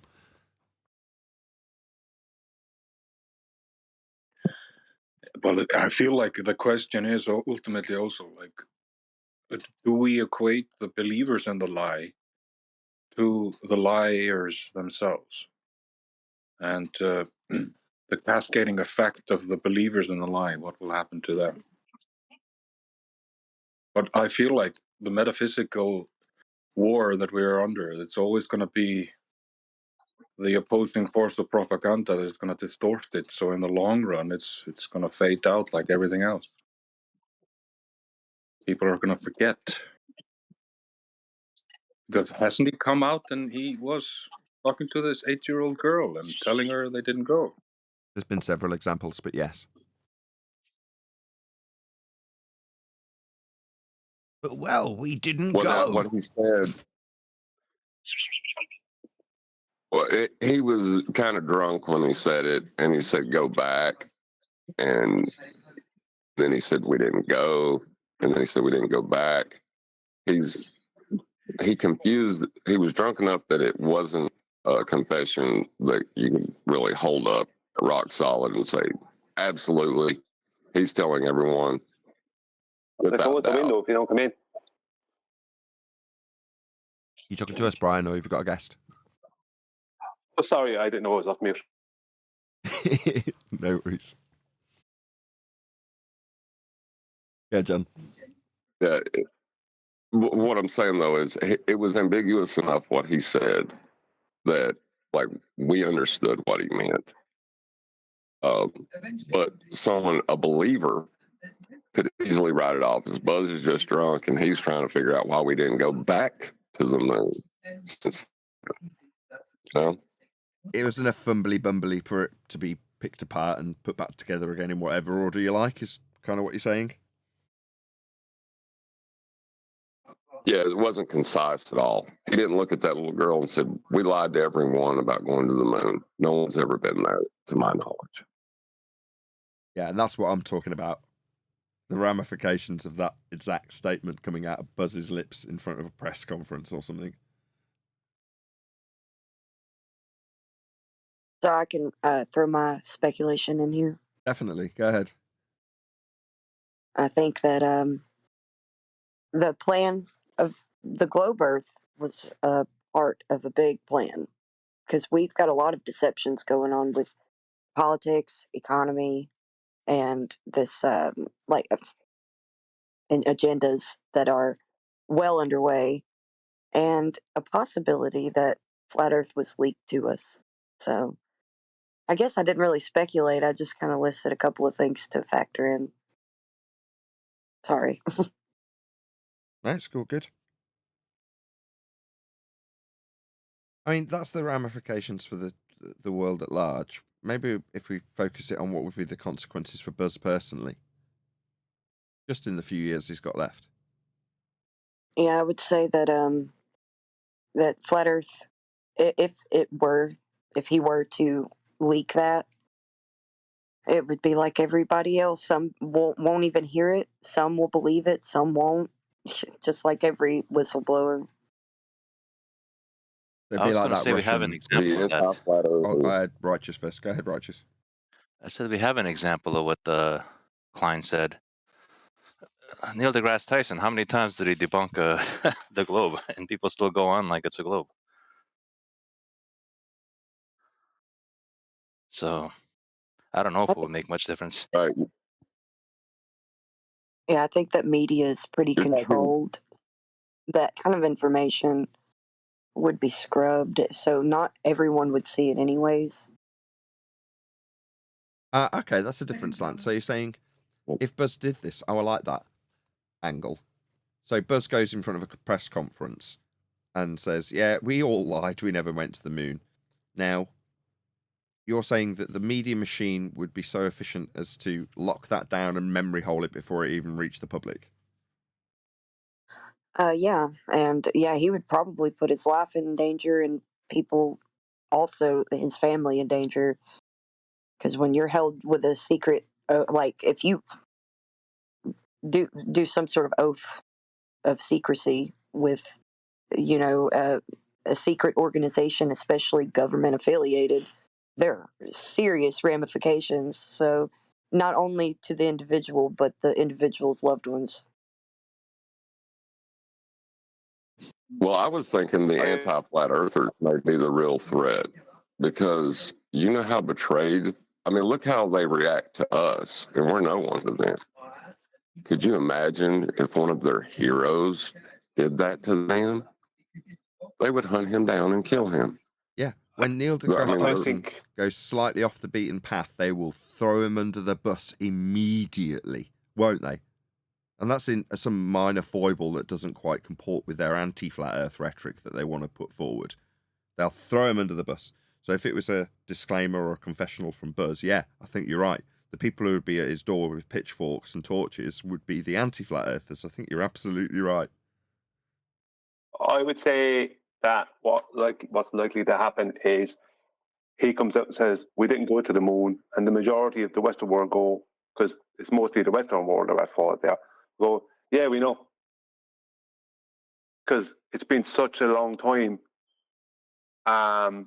since it happened, and there's been so much stuff come out on the internet that this proves that most people wouldn't even believe in it. Well, I would say the amount of people that don't believe in it outweighs the amount of people that still do. But we know the way we're told, we think that 99% of the world thinks that 99% of the world believes in a globe, that kind of thing. Well, that's interesting because it means you've got a prepackaged old rhetoric that's generationally disposable that you can package up to have people brace against, so that you're tacitly relinquishing space, but in a nice little neat package that's about the moon landing. Because if you give up the moon landing, although that's not true anymore because there's been several fake moon landings since, hasn't there? So how do you square that circle? Just we already know, and we know the ones that are current are fake also. We knew that too. Is that what you're saying the public would do? Yeah. Sorry, yeah, Flatty. I'm sorry, I thought you were done. I was saying there's a failsafe on Buzz Aldrin coming out anyways because of the Russian United States race to space. So they'll just chalk it up to that. They've got a failsafe. We've already had that. We've had that rhetoric come out once already. I've seen it. I couldn't tell you where without wrecking my brains, but I have heard that spiel in semi-mainstream rhetoric already. Oh yeah, it's everywhere. And most people that you talk to, like your everyday people, if you say something about it, they'll be like, yeah, I can see that because it was like a space race. Yeah, so people say it all the time. It's already been planted in them. It's a failsafe. Yeah, so the public have been given a justification to relinquish that minor blip in rhetoric. Who would be in trouble if Elon Musk? Sorry, John. I was just saying, you're talking about the people that have looked at this subject would know about that failsafe. It would be hard for everyone to hear it at the same time. You wouldn't be able to pull out a failsafe because no, it's already in place. People already say it.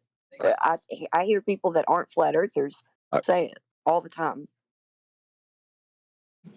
Online, I understand that, but what I'm saying though, they're in this subject matter. You're talking about introducing are they, in this subject matter? Or are you just talking general Joe normally at the supermarket? Yeah, I was being more. I'm thinking worldwide, just because that's my mindset lately. So I apologize. It's not totally not untrue, because you've got one person who happens to be in this realm or arena that thinks that way or has disclaimed it that way, that might not necessarily even be a flat earther. But typically that's going to be representative of a whole bunch of people. Yeah? If you communicate an idea with someone, there's a good chance that there's a whole bunch of other people that have the same exact idea. Yeah, and I've Well, heard now, it also. Or whoever put it out there as some sort of probably legitimate conspiracy theory. Not really, but you know what I mean. Um, that's been something that I've heard people say for quite a while, even before I was a flat earther. What about the cryptic disclaimers of Neil Armstrong? Has anybody heard those? I haven't, but I would have ignored them anyway, because cryptic stuff means nothing. Because even when you come out, even when someone comes out and states, you know, let's just say MIT professor, you can't have gas pressure without a container. They don't even listen to that, most of these people we deal with. So even if someone came out with a straight out confession, the people we deal with and that type of person, they won't even listen to that. They'll somehow wrangle it around in their mind that it didn't happen, or he was joking, or he must be losing his mind. You know, anything but he was just telling the truth. Well, no, I think that's your skew in regards to how our anti-flat Earth opponents behave. I don't necessarily believe that the great and washed behave that way. I really don't. I think people are a lot more apathetic than perhaps it seems, because we are surrounded by passion, aren't we? Yeah, well, I'm referring to the type of people we deal with. They are not your everyday normal person. They like to make it out as if we're not the normal people, but we're far more normal than they are. No, we're not. The everyday person is more apathetic, yes. Everyday person is, but we're not either. We're far from normal anymore. Let's be perfectly honest about that. We're all tainted. We're more normal than our opposition. I don't believe so. There we go. I think we're as messed up as our anti-flat Earth opponents in most instances. We'll be able to find an individual in that group to parallel with. Now, the fact that we're in the right and they're in the wrong doesn't change the arena, does it? And we're all in the same arena.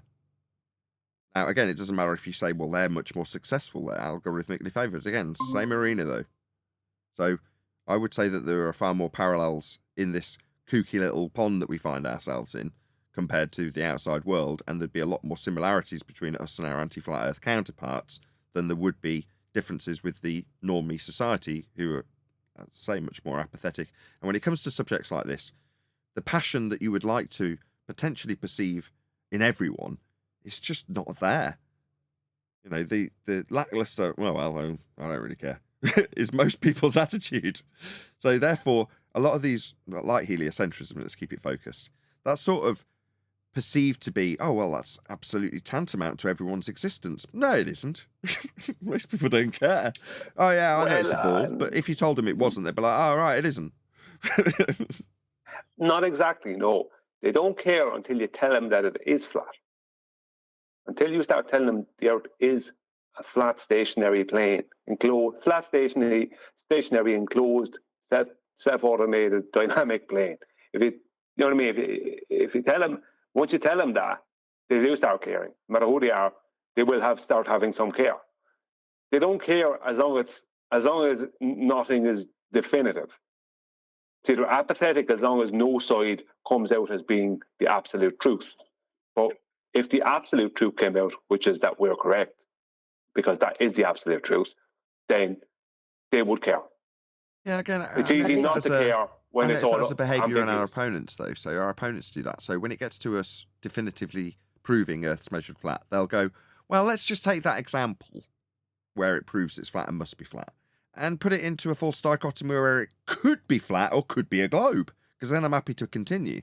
In other words, they want to take a proof and turn it into a false dichotomy, or turn it into on balance, it could be either, or we haven't proven it either way. Someone said it literally a couple of days ago. I can't remember who it was, but they're like, well, if we take what you say, it's not proven either way. Then I think it was the Foucault pendulum guy when he's talking about the Foucault pendulum, and when it gets to the point where we definitively show that there aren't two reference frames, he's like, oh right, it doesn't prove anything either way. Then the Foucault pendulum.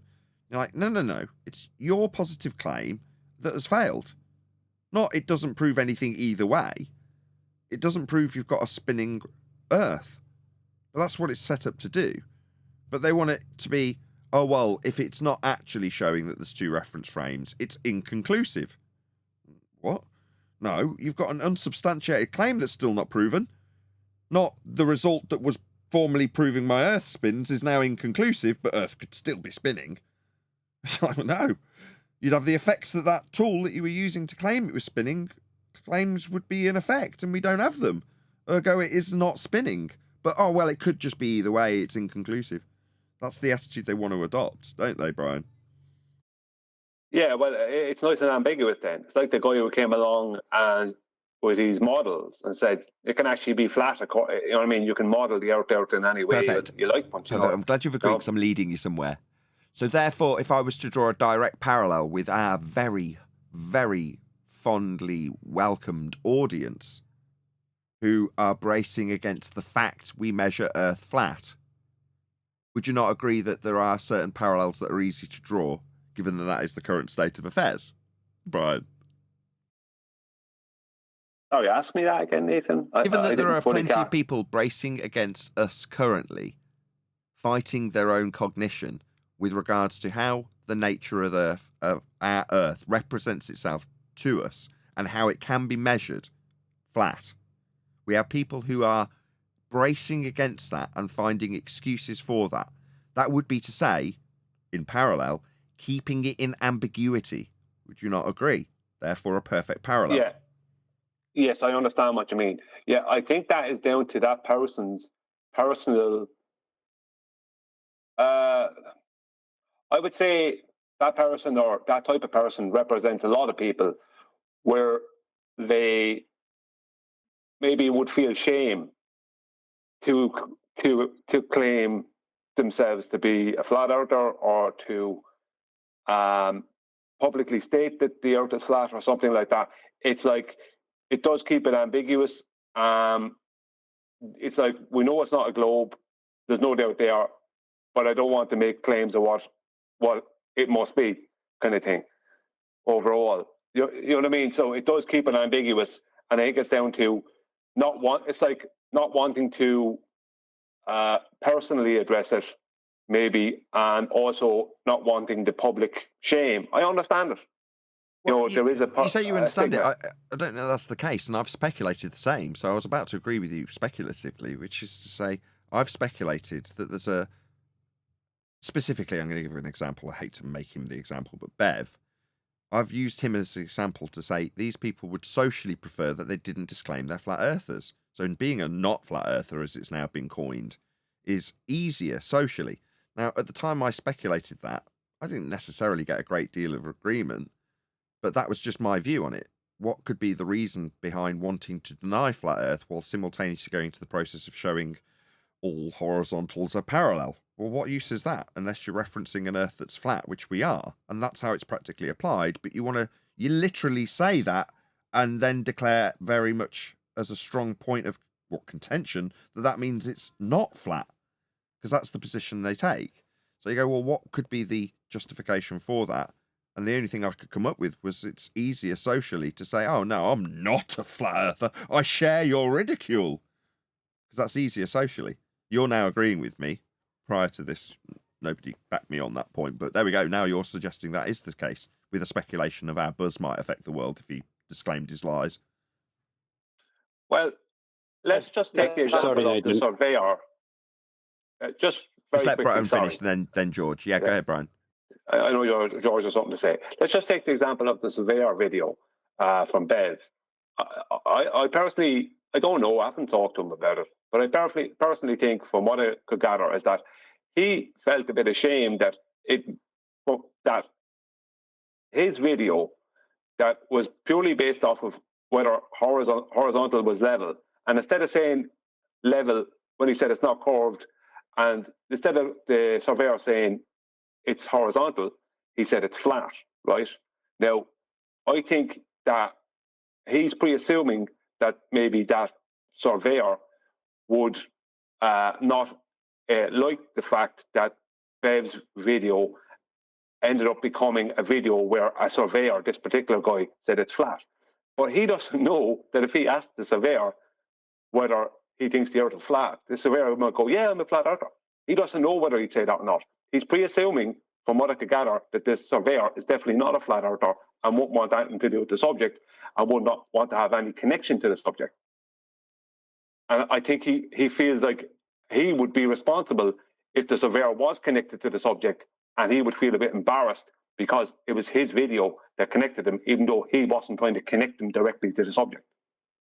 That's my feeling on it. And that's why I think he prays so hard against it.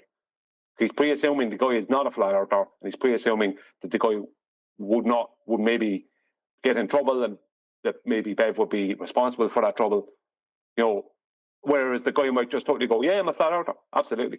It's flat. Sure, but the actual series Do you of know what I mean? events You don't know that. It's been republished by Michael Kahn, unedited, and then Bev has copyright striked him because he doesn't want it out there. And when, as I witnessed yesterday on Flatsoy's channel, shout out to you, Bev challenged Michael, who joined the show, to confront him over this copyright strike, which he is justified to do, I might add, Bev, that is. He confronted him on the basis that you're not doing this because you're worried about the 25 cents, you're doing it because you don't like what the guy said. Now, Bev's response was to say that Michael was misrepresenting what the surveyor said, but simultaneously claiming a righteous victory because of his justification in copyright striking Michael because it was unedited. So we've come to the fruition of that particular saga, which is to say that Bev's position is Michael misrepresented him. That's directly what he put to Michael. Now, misrepresenting him is what is Bev's gripe. That's what he's told him. Well, what does actually get misrepresented? Well, the position that the surveyor took. It's a misrepresentation as far as Bev is concerned because it doesn't comport with his position of not flat when the guy explicitly states it's just flat. So it's a misrepresentation of Bev's whole ethos. But when it comes down to Bev having it republished by someone else, unedited, you can't challenge it based on its misrepresentation, other than its misrepresentation of Bev's ethos, which is what the surveyor's words did. But he tried to have his cake and eat it by saying, you misrepresented what the surveyor said when you published it unedited. So he can't have it both ways, and he's been caught out in that lie. And Flatsoy did a very good job of addressing that fact. Yeah, I listened to that. I know George has something to say, but I listened to that last night as it was going on. But my point being is that I think Bev thinks to say that the earth is flat is a stupid thing to say. And I think he would think that the surveyor would back him on this, and that the surveyor could not be a flat earther, would not identify it as a flat. Just let me finish. Just before you do finish, do you think Bev would agree with his enjoyment of roast beef? Are they both in alignment on that? Did Bev divine his motivation and thoughts about how much he enjoys roast beef? I wonder if we could ask Bev about how much he enjoys roast beef as well. I reckon he's pre-assuming that the guy would have a problem with it, or that the guy is definitely not I think he's pre-assuming that guy wouldn't be a flat earther. Would we pre-assume that he would hate horseradish? I mean, we would pre-assume that, wouldn't we, as we're divining the guy's thoughts, motivations, feelings, and concerns on a subject matter that he hasn't been asked about and has given a very much direct response that's quotable. We could spend a long time concerning ourselves, like Bev has done, about what his feelings and motivations were when he said the words that contradict his ethos. Because currently, according to Bev, the words he used are a misrepresentation. That's what Bev has put to Michael. Now, they're not. They're just his words. Yeah, okay, but I understand that, and I see that point of view. I'm just saying that I think that he might be pre-assuming that guy would not just go, because the guy didn't say the earth is flat. He just said, yeah, level, yeah, it's flat, right? But he might be pre-assuming that guy is just not a flat earther also. Whereas that guy might just come out, yeah, it's flat. I development. wouldn't care if he was a transgender, homosexual black woman in a belief that she's going on a rocket to Mars. The words that that particular individual said would be all I was concerned with. What was said, Yep. verbatim. But why does Bev go so hard against it?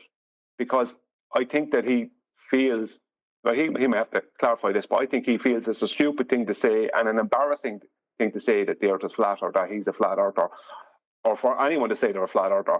I think he sees it as an embarrassment. So that's Okay. why I think he goes against it so hard. What goes against what the guy said, Caught in a what lie. the guy said to Bev isn't really of much concern in terms of Bev's concerns and feelings and thoughts and motivations about what was said to him.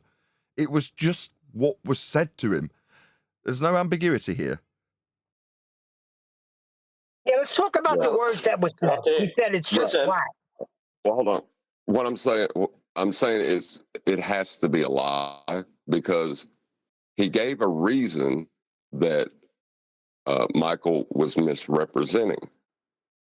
Michael published unedited the conversation that they had. Unedited. He didn't change anything, so he can't misrepresent it. So for Bev to say that is the reason he is upset is a lie. Yes, exactly. Bev's a liar. I called that out in the comment section as it was occurring live, because he is. But that is his position, and I can understand his position because as far as he is concerned, what this surveyor said undermines everything Bev says. Not flat, explicitly, is Bev's position. What did the surveyor say? No, it's just flat, mate.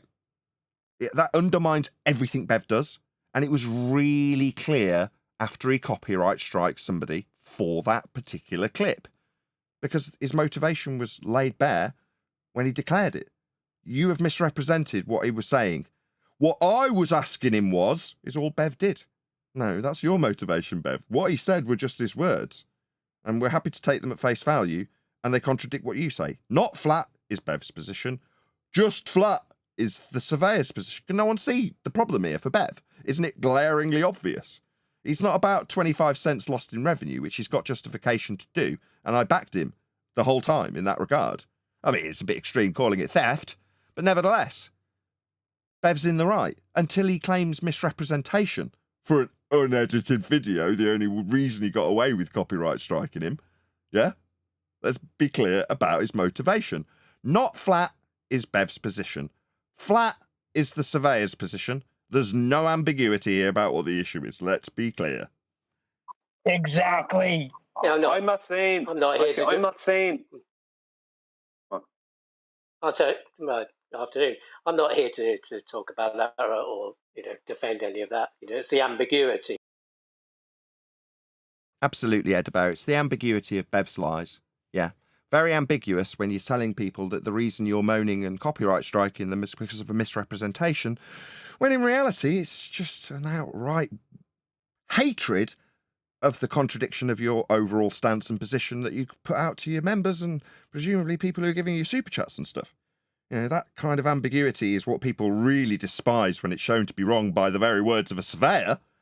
That kind of ambiguity really pisses people off, Edinburgh. Makes them want to unsubscribe, I'm sure you'll agree.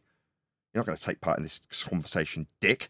You accuse me of being a bully and you're going to come back and feel that you're going to interject your 2 pennyworth into this discussion, do you? Mr. I'm going to white knight for Bev? No, the guy's a proven liar, Edinburgh. Proven. In front of absolutely everybody. Now, the last wave of people who realised Bev was stupid and a liar parroted his garbage about not being able to do anything with angles. With a bit of swearing in there because he's a common scumbag. But nevertheless, they parroted it and got humiliated. And now here we are again, with Bev telling people it's not flat and a surveyor saying it's just flat, mate. Yeah, that's basically really embarrassing for Bev. And no matter white knighting's going to get him out of it by Edinburgh, who apparently thinks I'm a bully but comes back repeatedly. What does that make him? Yeah? A masochist? Is that what he is? Thinks I'm a bully but keeps coming back? You're a masochist then. I'm not a bully. You're just here to poison the well for my audience by claiming I'm a bully to my audience, I might add, and then defending Bev for his lies. Need to step up quick sharp and defend Bev's lies. No, he's a proven liar.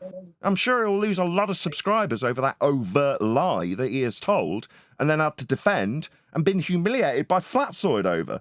Picked apart great length. Very Let me say embarrassing. something. And don't Yeah, waste I your know time everything sending me else. messages because I don't get them. So you're wasting your time, Edda Bear.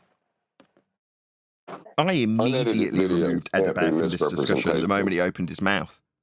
Don't get to come here, claim I'm a bully. It's like, oh, right, you think my harsh treatment of my guests is unreasonable. Nobody said you had to be here.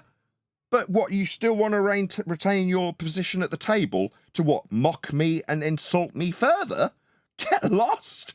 Absolutely no way, Edda Bear. Elderly Bear can get lost. He can go scratching back around Bev as he loses all his subscribers to the fact they realise he's a lying scumbag. That's what you can do. Yeah, I think that might have been an attempt to throw himself in front of the train that's coming and deflect, attack him instead of keep pointing out what the lie is that Bev told on Flat Swords. Yeah. If I can say something, Nathan. Yeah, feel free. Oh, sorry. Yeah, not only the quote is you can do a fall with an angle. Yeah, not only you can do something with an angle, you can find your latitude, but at the same time you are measuring, which is the word that they're having a problem with, measuring the Earth to be flat. Regardless which latitude you're on, it requires a flat baseline to the GP of Polaris in order to find your latitude line. So you're measuring the Earth to be flat. The other thing was mentioned here was the Foucault pendulum. Yeah, you're going to need a flat Earth for that as well.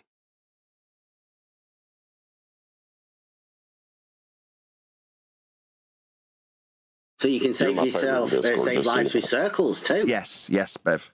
You can do lots with these angles, can't you? Yeah, there's a light in the sky outside, right? You can measure an angle to it. You don't appreciate how that's used in mapping? No. 10th. Do you want to call him out as a liar? He did say to me, you know your latitude instantly with an angle to Polaris, that light in the sky. Have you said that to me? Said that's what it is. Your latitude is the angle to the light in the sky. So the audience is clear. Bev's little soundbite position to undermine us a year and a half ago when we were expressing the virtues of taking flat Earth measurements to negotiate your position on the ground. Bev undermined that by saying you can do F-all with an angle. That was Bev, after that attempt to undermine us with lies, stating quite clearly that your angle to Polaris gives you your latitude, just an angle.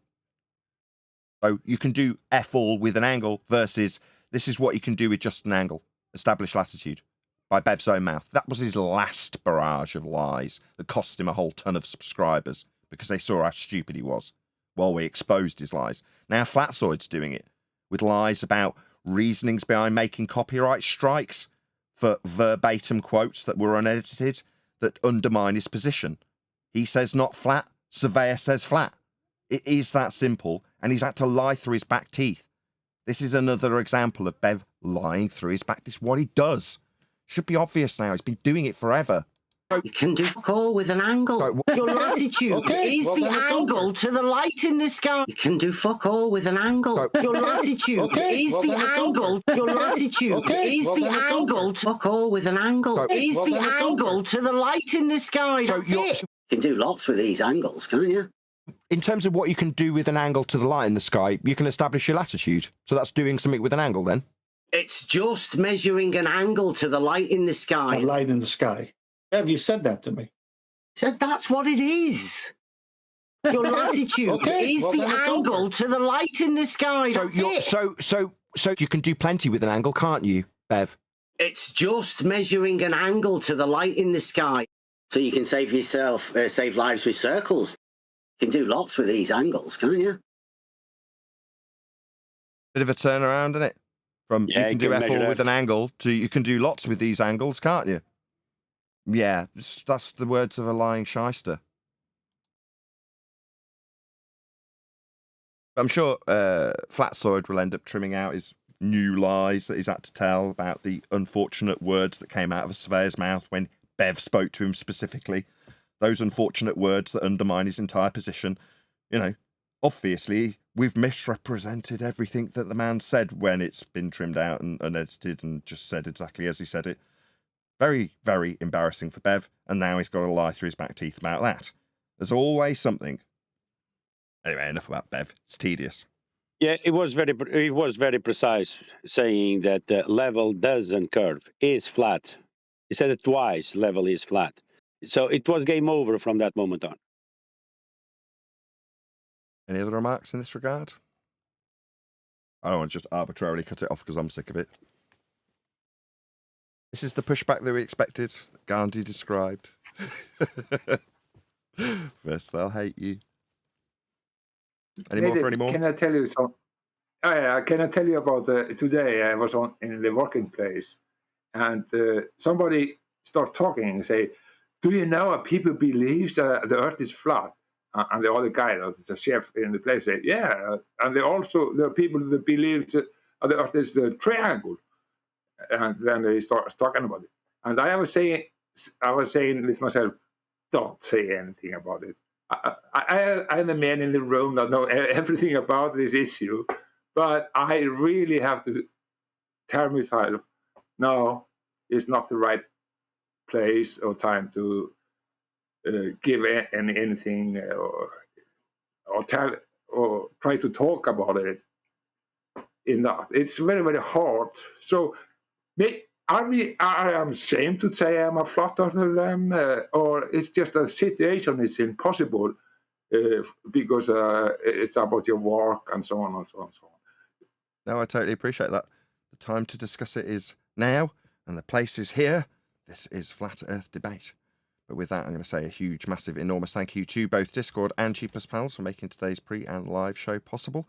And of course, a massive thank you to all of you in Nathan Oakley 1980s live stream, or if you're watching this after the fact, for liking, commenting, sharing, subscribing, joining as a Nathan Oakley 1980 channel member, and all that good stuff. I've been Nathan Oakley, and I will see you all in the next video.